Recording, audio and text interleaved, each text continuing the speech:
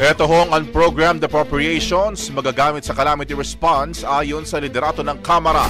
Brigada Haji Camino, i-brigada mo! Brigada!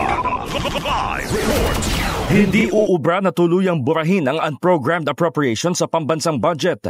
Ito ang binigyang diin ni House Speaker Faustino Boji D. III sa gitna ng panawagan ng ilang minority lawmakers na dapat ay bigyan pa ng zero allocation ang UAs at sa halip ay ilipat sa programmed na nakaline item.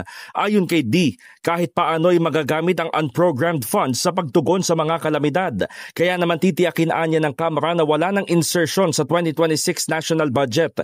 Ipinuto rin ni Appropriations Committee Vice Chairman Jose Alvarez na mahalaga ang UA para sa foreign-assisted projects. Bagamat maaaring magpasa na lamang ng supplemental fund, makakaantala lamang umano ang mahabang proseso sa calamity o emergency response ng pamahalaan. Inalis na umano sa UA ang mga questionableng alokasyon gaya ng flood control projects at hindi na rin maaaring manghimasok ang mga congressman o senador. In the heart of changing lives, ako si Brigada Haji Camino ng 105.1 Brigada News FM Manila, The Music and News Authority. Ang bahaging ito ay hatid sa atin ng Guard C Plus with Zinc Capsule. Always protektado ang kalusugan.